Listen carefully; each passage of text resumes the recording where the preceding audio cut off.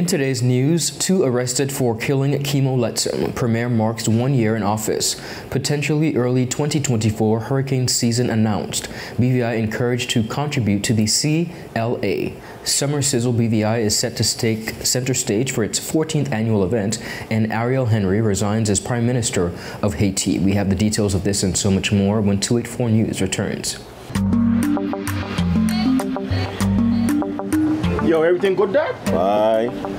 This thing got me one way, Daddy. What you mean? Ever since I hook up with this thing, I can't eat, I can't sleep. This is the first thing I touch it when I reach home. What you really? Hey, this ain't like you, you know? Dad, this thing got me staying home, keeping out of trouble me. Wow. What your name is? Shit. I talking about my CCT life. Don't worry about missing your favorite series, sports, news, and local programming. Come to CCT today and sign up for CCT Live to access over 80 channels. CCT Live. Bring it home. 1 month free trial turn into 5. 5 months turn into, well, you know I watching ball. I been watching football, Dad, Nickelodeon, Paw Patrol. I am hooked. Hook, I tell you. Hello everyone and welcome to this edition of 284 News. It is Thursday, April 25th, 2024. I'm Ron Grant, bringing you the very latest out of Tortola in the Virgin Islands. A happy Thursday is wished to each and every one of you. Thank you so much for joining us. The Royal Virgin Islands Police Force has arrested and charged 2 individuals in connection with the April 30th, 2023 murder of KEMO LETTSOME in Long Look, Tortola. The accused 30-year-old Vernon Bernard of Manuel Reef and 28-year-old Jelani Marquise of Hannah's Estate were taken into custody following an intensive year-long investigation into the fatal shooting that occurred during a family gathering last year.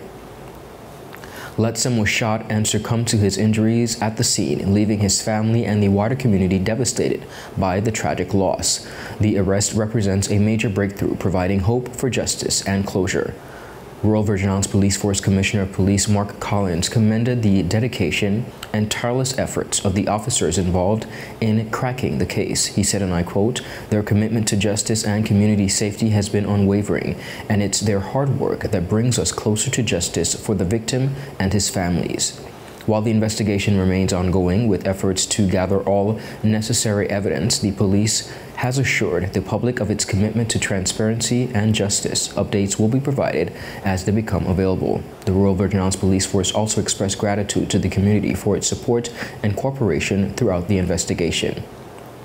They are asking anyone with additional information to contact the Crime Stoppers hotline at 800-8477 or the Royal Virgin Islands Police Force Intelligence Department at 368-9339 with assurances, they say, that all information will be kept in the strictest of confidence.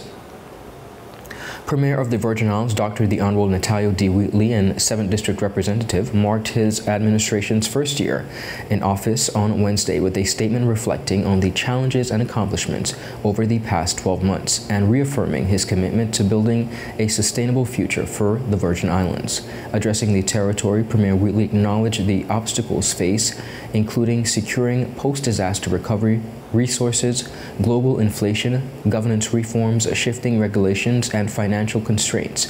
However, he expressed optimism by the capabilities and resilience of the Virgin Islands people. Over the past year, we have honestly sought to honor the profound trust placed in us, ever mindful of the biblical teaching that to whom much is given, much will be required. I fully grasp the weight of this responsibility and strive daily to lead with both humility and assurance. With a renewed sense of purpose, a shared vision, and unwavering determination, we set about the people's business a year ago. We embarked on a journey to not only advance, but to transform our territory in a manner that current and future generations of Virgin Islanders can be proud. I would like to acknowledge the challenges we've encountered over the past year, including securing the resources needed to recover from the worst disaster in our history, brutal inflation brought on by global conflict, the rigorous work of governance reform, the shifting international regulatory landscape, and ever-increasing financial obligations in the face of limited resources. Despite these obstacles, we continue to move forward together, fueled by vigor, hope, and determination. Despite the complex and challenging external circumstances, despite the vulnerabilities that small island developing states such as ours experience, despite our internal struggles to transform our public service to better meet the needs of our growing society, my perspective is extremely optimistic. The Premier cited growing tourism arrivals, a world-class financial services industry, and the accomplishments of Virgin Islander youth and sources of pride that promise for the territory's future. Wheatley reaffirmed his administration's vision, guided by the recently passed National Sustainable Development Plan, which will be translated into, he said, practical steps to drive tangible progress. I'm positive in the knowledge that God has blessed us with beautiful natural resources that are a wonder for all to see. I'm encouraged that our tourism arrivals continue to grow, resulting in some of the best numbers we have seen in our history. And I'm grateful that our financial services industry continues to be world-class. Our young people continue to make us proud on the international stage, whether through their professional accomplishments, sports, academics, or culture. While acknowledging the long road ahead, the Premier expressed an unwavering belief in the Virgin Islands' ability to overcome adversity and continue as a leader among nations.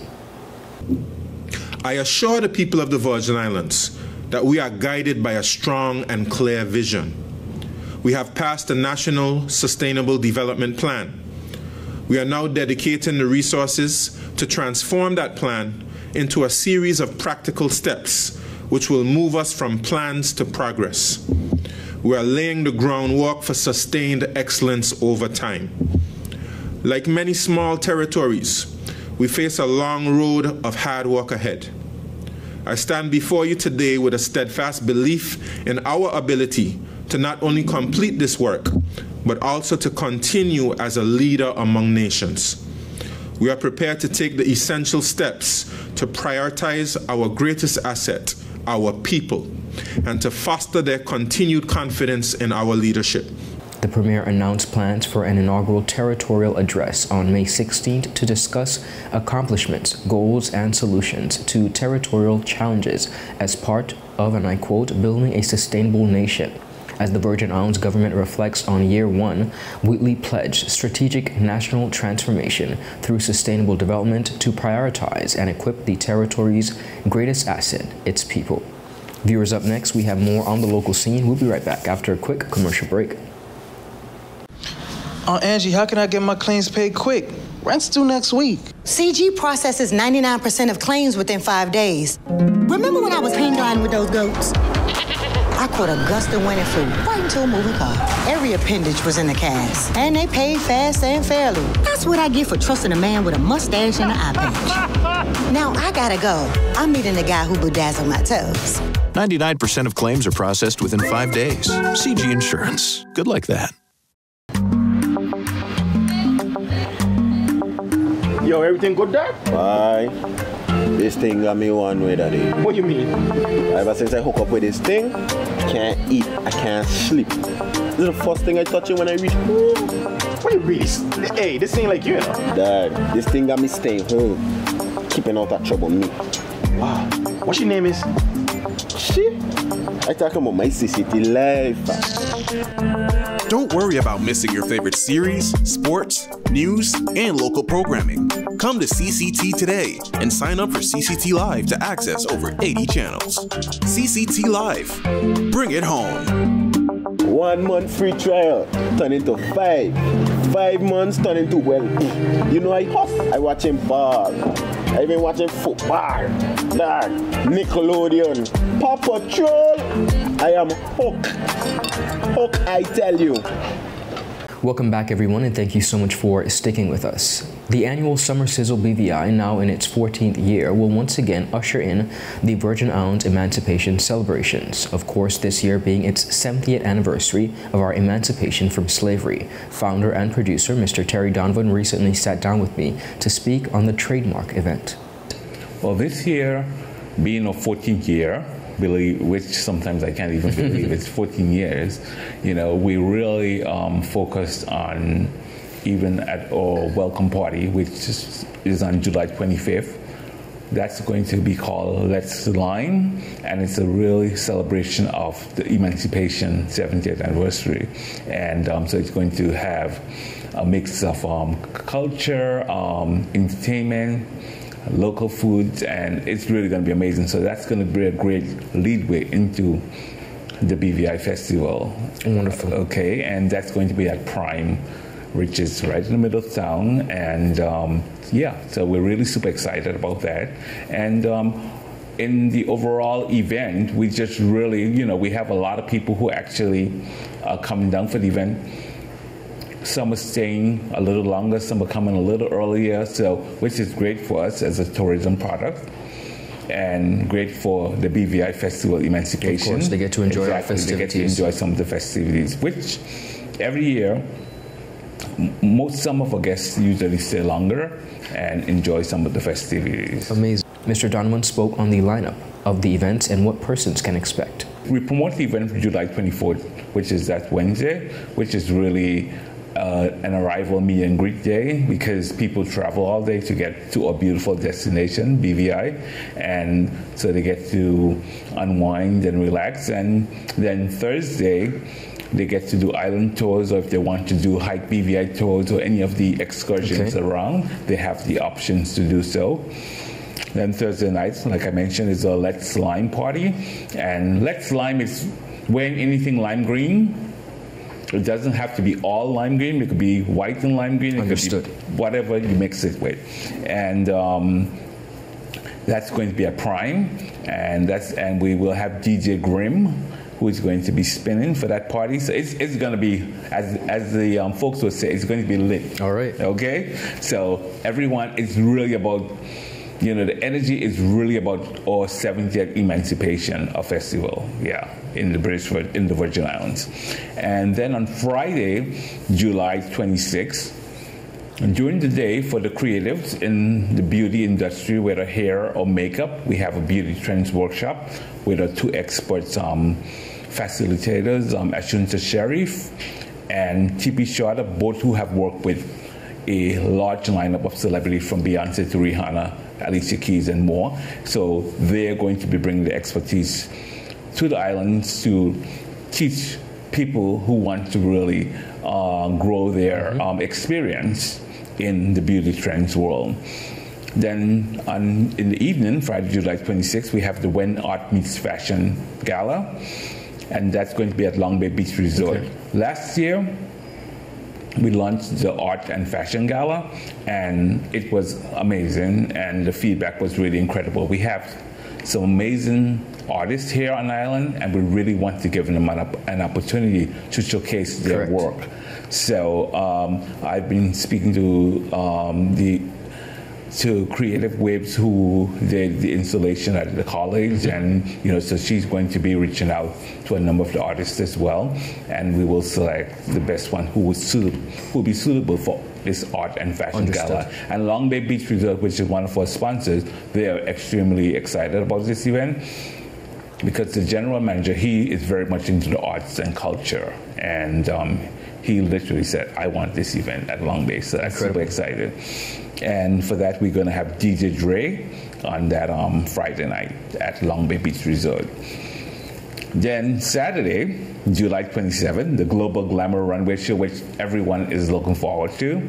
And I think one of the exciting things too, every day we are getting messages, and people, you know, some people who are coming home for whether family reunions or festival or, you know, vacation, they were like, well, they're so happy they're going to be able to come to the show this year, because they've been following it on social media and our website, etc. So the Global Glamour Runway Show is going to be spectacular, And he also highlighted the various featured designers. I think people would be blown away with the designers. We have Sergio Hudson returning, who has really, his brand has exploded and every celebrity has been wearing his brand. We have Grayscale, which is men's and women, but they're known for their menswear. Okay. And beautiful tuxedos. They've been really on a lot of red carpets in Hollywood. So you have people like Will Smith, Jay-Z, and the whole gang. Those guys have been supporting Grayscale. And he's a very young designer, but he's really has been working hard on building his brand, and he's just launched women's wear this year, so that's going to be. And we have Coral Castello, and she's also from Project Runway, and she is really going to blow it out of the park, and an incredible lineup. If you want to see all the designers, you can find the designers on SIZZLEBVI.com, and we have all the designers listed out. We have, of course, from BVI, the Islander. I was just going to say, we have some local designers as well. Correct. Yes, we have Andrea Wilson with the Islander swim collection, and she just opened the store actually in Naniki as well, so super excited about that. And we have Audrey Blake, who's doing a knitwear collection. She's actually from BVI, but she lives between North Carolina and BVI, and her knitwear is exquisite. And then we have Morgan Creaky, of course. Okay, and she's a graduate from fashion design in Jamaica, and she's going to be debuting her collection. Amazing. Mr. Donovan paid homage and thanks to the many sponsors making the event possible, who once again have supported him over the years. Without Popeye's, of course, Popeye is the man when it comes to sound, stage, and lighting, and I truly appreciate his support. Last year we honored him for his contributions over the years, and this year we will also be honoring Skeleton Group, who has been a big supporter of the event as well, and Speedies. So those are some of our sponsors. Of course, the government of the Virgin Islands, the Office of the Premier, Honorable Natalia Whitley, and the British Virgin Islands Tourist Board. We have Omar's Cafe, Omar's Naniki, Omar's Fusion West End, and Wyndham Lambert, Long Bay Beach Resort, Rebel Yell Charters, and the Marines, Crandall's, and forgive me if I'm scanning, Island Time Car Rentals. Can't forget ever Rufred Forbes Constructions. Cortez Forbes and his team do an amazing job building the backstage, and we will also be honoring him as well for his contributions to the event. And Ashanta Beauty, Travel Wise, and we're working on several other sponsors as well. And Jaffix, My Beauty Unlimited, and of course, our media partner 284, along with all of our other media partners in the Virgin Islands. For the full interview, visit all 284 media platforms. The first tropical disturbance of the year has formed in the Atlantic, signaling a possibly early start to the 2024 hurricane season, according to forecasters. The National Hurricane Center is monitoring an area of low pressure producing showers and thunderstorms about 900 miles northwest of the Cabo Verde Islands. In their latest special tropical weather outlook, the NHC gave the system a low 10% chance of further development over the next 7 days as it tracks southwest into an area of stronger upper-level winds. While this disturbance is not expected to strengthen into a named storm, it presents in late April is an early sign of potentially early activity to come. In an official quote, the NHC said, and I quote, "This gives an indication that it's possible to have an early start to the 2024 hurricane season." In addition, advising residents to begin preparing. The official 2024 Atlantic hurricane season runs from June 1st through November 30th. However, early development before the seasonal start is not unprecedented, as illustrated by the past two seasons, which saw their first named storms form in May. Emergency management officials are urging the public not to let their guard down despite the season's official June start date. Residents, they said, and I quote, are being asked to be mindful that the start to the season is fast approaching, and it's essential to make the necessary preparations early. They continued by saying it is early and essentially better to be proactive rather than reactive. Forecasters will continue monitoring the Atlantic Basin with regular tropical weather outlooks resuming on May 15th. The next several weeks will provide greater clarity on whether the 2024 could bring another active hurricane season for the Caribbean and United States coastlines. Up next, viewers, we have more on the local scene and regional. We'll be right back after a quick commercial break. He hit me. Will CG cover this? Don't worry. Remember when I was in that competitive arm wrestling circuit? 3-time champion, baby! I did feel bad crushing all those arms and dreams. So I took them all out for ice cream. And then we got crushed. Anyway, CG handled my claims fast. That explains the arm. The best cover for the best value. CG Insurance. Good like that.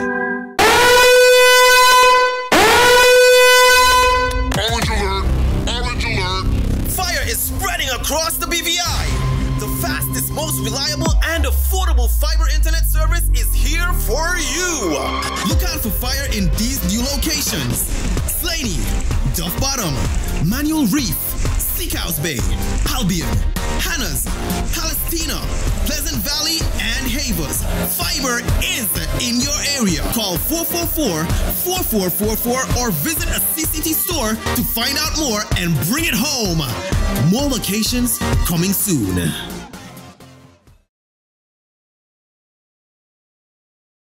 Welcome back, everyone, and thank you so much for sticking with us. Mr. Peter Maynard, King's Counsel, who recently made a courtesy visit to the Virgin Islands, encouraged BVI lawyers to become members and contribute to the Commonwealth Lawyers Association, for which he stands as president. He also shared what he was most proud of thus far and hoped to further accomplish. I'm most proud of something which was put in place by one of my predecessors, by and large, Santan from India. He is an honorary life president, and there are a number of other life presidents as well. But we now have spaces for 56 countries, all the Commonwealth around the table. There's a seat for everybody around the Amazing. table. Dancia Penn Casey is a member for BVI. Very eminent lady and very able. And so that's one thing. The next thing I'm working on getting proud of is these committees I mentioned to you, that they actually can be formed and they can actually deliver. I don't want people to get engaged, but I also want them to deliver tangible progress. Absolutely, impact and influence. Exactly, to uplift our societies. Become engaged, but it's not a talk shop. It's not just a talk shop. It's intended to actually do things of value to our countries. And so I'm hoping that between now and November, there may be an event in places like BVI to deal with some of these issues which have arisen. You see, we have the Malta Conference, 6th to the 10th of April of 2025, but I would, before November, I'd like to have some other events. After then, everybody's going to be focusing on Malta. Yes. Apart from his visit, he visited the BVI Arbitration Center, for which he serves as an official arbitrator. He recapped his interaction with the agency and shared experiences. But I'm pleased to be on the list of arbitrators at the BVI Center. Arbitration is, I look in a very specific sense of international commercial arbitration. It's so very, very important. For the past decade, I was the founder and director of a summit called the Summit on Arbitration and Investment, the Caribbean and other emerging markets, in Caribbean, Latin America, and other emerging markets. It's celebrated now for the past 11 years, and it's continuing. I also head the center chair a center in the Bahamas called the International and Western Hemisphere Arbitration, Adjudication, and Mediation Center. I'm also on the board of directors of OHADAC. OHADAC has, through the French countries in the region, has a center chaired by Sir Dennis Byron. And so I think we need to, let's continue to move the needle as far as international commercial arbitration is concerned. But I also look at the bigger picture of alternative dispute resolution. I should really, you should call it appropriate dispute resolution. Correct. Call it, not just alternative. It shouldn't, it's not necessarily, don't go there as a second resort. Sometimes you have to go there as a first resort. One of those areas, as I mentioned earlier, in the area of criminal law, there's a lot of interest in the region, this particular region, the Caribbean, in improving criminal justice reform. And I hope colleagues will engage with me in the CLA to improve the impact. One area is restorative justice. Yes. For the full interview, visit all 284 media platforms.